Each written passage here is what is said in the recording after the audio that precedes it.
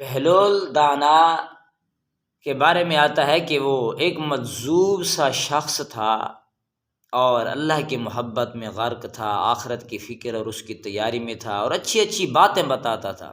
ہارون الرشید کے زمانے کے اندر تھا، اور وہب بن عمر اس کا نام تھا۔ لوگ اس کے نام کو اتنا نہیں جانتے تھے جتنا بہلول بہلول کہتے تھے کہ یہ ایک بھولا بھالا شخص ہے، دیوانہ شخص ہے، اور بادشاہ کو اس کی باتیں بتاتے تو وہ بھی ہنستا تھا۔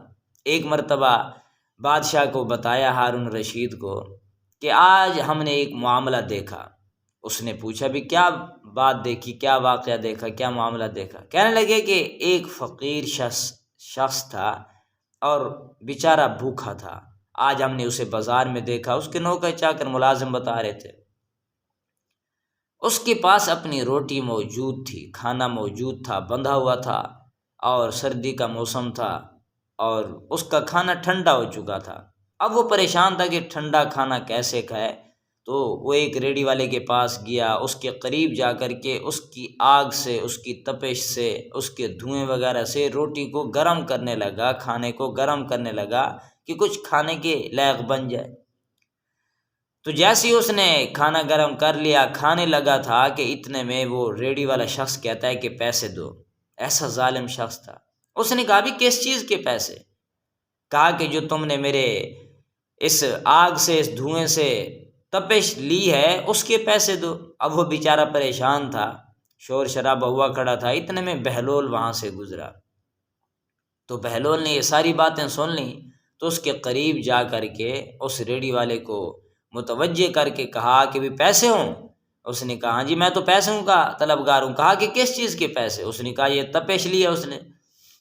تو حضرت نے، اس دانا بزرگ بہلول نے کیا کیا کہ وہاں پر جو ان کے پاس سکے موجود تھے اس کے سامنے زمین پر نیچے گرانے شروع کر دیے، اور اس کی جو کھنکھناہٹ تھی، آواز تھی، وہ اس کو سنوائی، اور سنوا کر کے کہنے لگے آؤ جی اپنے جتنا بھی تمہارا وہاں سے خرچ ہوئی ہے اس کی یہ جو آواز ہے اس سے آپ حاصل کر لو، لے لو۔ اس نے کہا آپ تو مجھے دے ہی نہیں رہے۔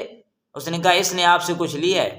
کہا نہیں۔ کہا میں بھی آپ کو کچھ نہیں دوں گا، جیسے اس نے وہ تپش لیے آپ بھی اس کی کھنکھناہٹ لے لو، بس آواز ہی لے لو۔ ایسے دانا شخص تھے اور آخرت کی فکر میں۔ ایک مرتبہ بازار میں بیٹھے ہوئے تھے، کسی نے پوچھا کہ آپ کیوں بیٹھے ہیں؟ کہنے لگے کہ میں اس لیے بیٹھا ہوں تاکہ لوگوں اور اللہ کے درمیان صلح کراؤں۔ کہا کیا ہوا پھر؟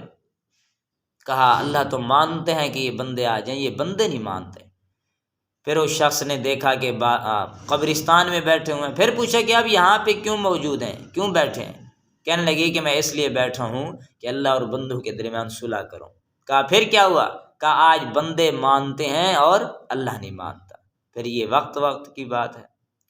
اور ایک مرتبہ زمین کو کھرید کر کے بیٹھے، کھوپڑیاں کوئی نکالی بیٹھے تھے، وہاں سے ہارون الرشید بادشاہ گزرا۔ اس نے کہا یہ کیا؟ کہا میں آپ کے باپ دادا کی اور اپنے باپ دادا کی کھوپڑیاں ڈھونڈ رہا ہوں، یہ دو ملی ہیں، پتہ نہیں آپ کے کون سے باپ دادا کی، میرے کون سے باپ دادا کی۔ اس نے کہا بھلا کوئی موت جو ہے امیر اور غریب میں فرق بھی کرتی ہے؟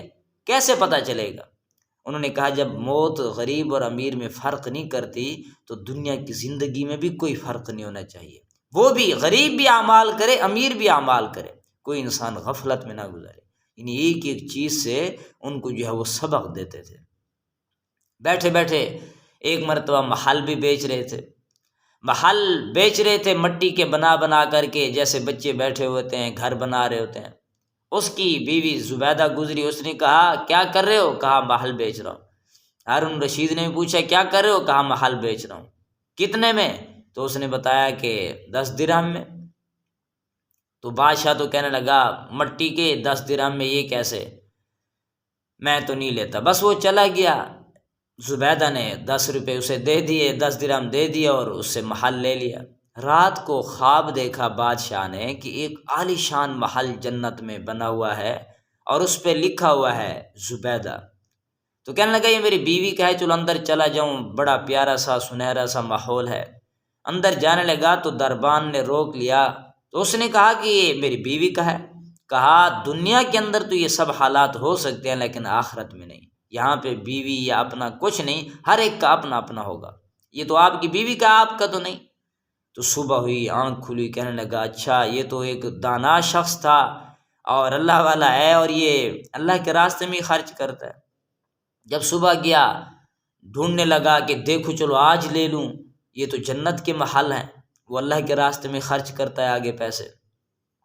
تو جا کر کے پوچھا، دیکھا بیٹھا تھا، گھر بنا رہا تھا، بھی گھر بیچتے ہو؟ کہا ہاں میں تو بیچتا ہوں۔